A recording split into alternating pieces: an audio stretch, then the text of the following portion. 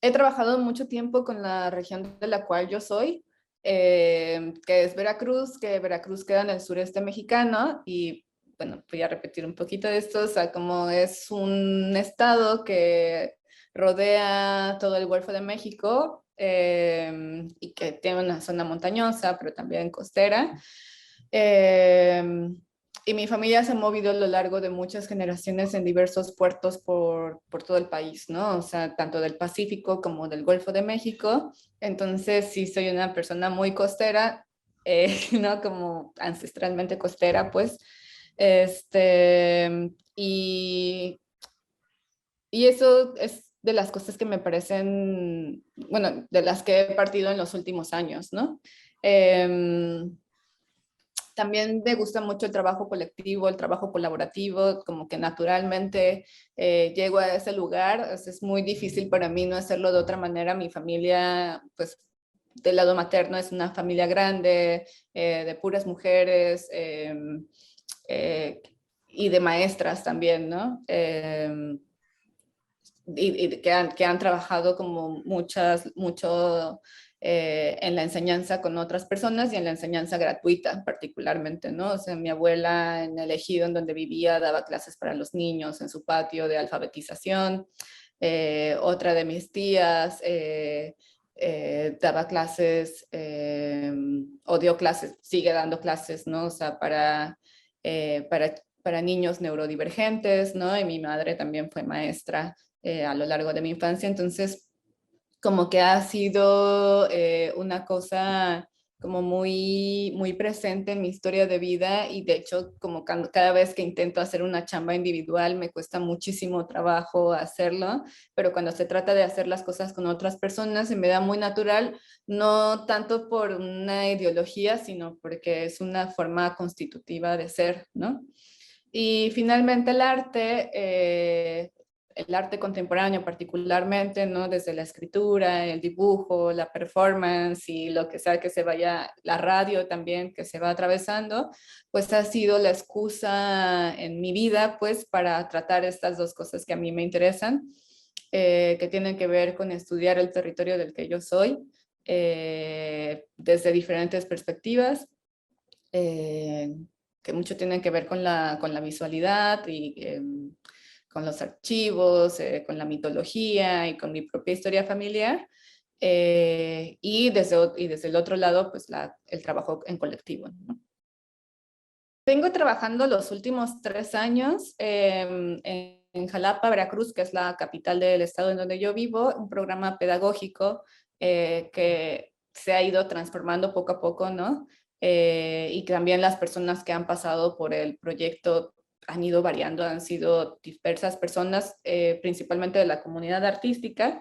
Y en un inicio los fines eran estudiar territorio desde diferentes perspectivas, ¿no? O sea, ya sean autobiográficas, desde derivas, caminatas, o lecturas políticas o sociales o históricas o eh, científicas incluso, ¿no? Eh, y como una especie de contraste con lo que se entiende a nivel nacional, ¿no? De lo que es el territorio mexicano, ¿no? Porque el territorio en Veracruz tiene unas particularidades que no han sido tan estudiadas, digamos, a nivel nacional, pues. Y pues un poco también con una intención de salirse de estas dinámicas estatales, ¿no? Sino como ir hacia el conocimiento situado, que resulta que es este estado, pues porque estamos acá, pero no solamente por eso.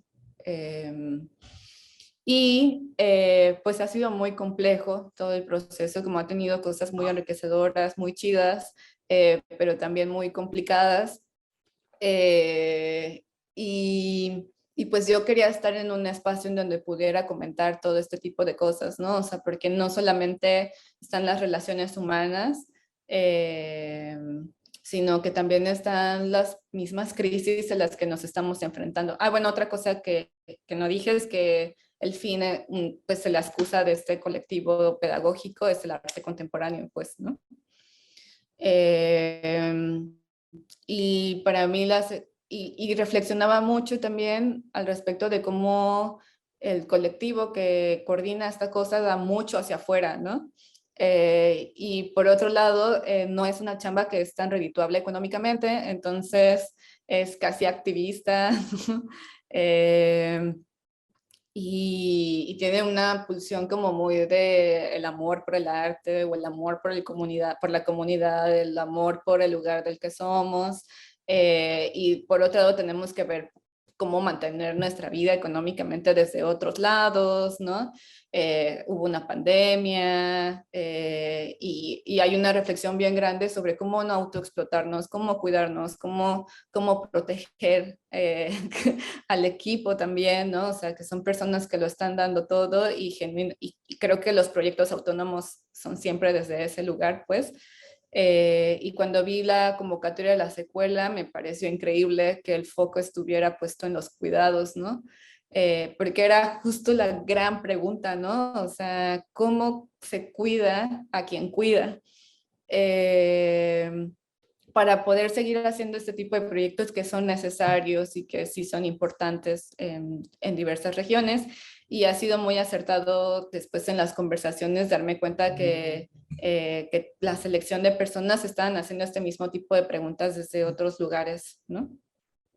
Pues creo que esta pregunta de quién cuida a quién cuida es una pregunta que ha salido reiteradamente a lo largo de estas sesiones y yo me acuerdo cuando apliqué que dije así como, o sea, necesito una herramienta, no me importa si es un Excel, o sea, no me importa si es un texto, si es una canción, si es lo que sea, o sea, como, ¿cómo chingados vamos a hacerle, no?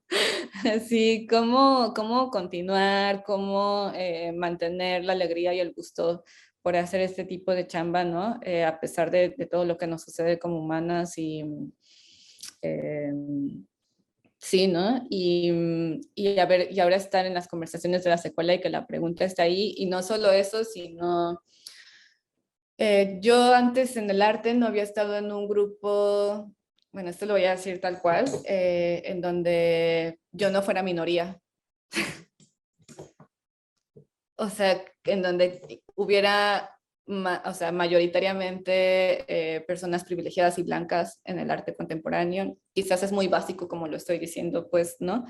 Em, pero hay un alivio en la secuela como de ver que es que, o sea, no es un tema de tasas ni nada, ¿no? O sea, pero yo viví muchos años en la Ciudad de México, ¿no? Y he estado en diferentes espacios de arte contemporáneo y este tipo de temas alrededor del cuidado y también introducir raza, clase y género y que no solamente sea teórico, sino que haya cuerpos, pues, hablando al respecto de eso, personas que hemos vivido y experimentado en nuestros cuerpos esa perspectiva, pues, y que sea minoritaria en otros espacios en el mismo Latinoamérica donde la mayoría somos prietas, o sea, como, sí, ¿no? Somos muchos cuerpos prietas y es algo que es interesante también de la reflexión del cuidado.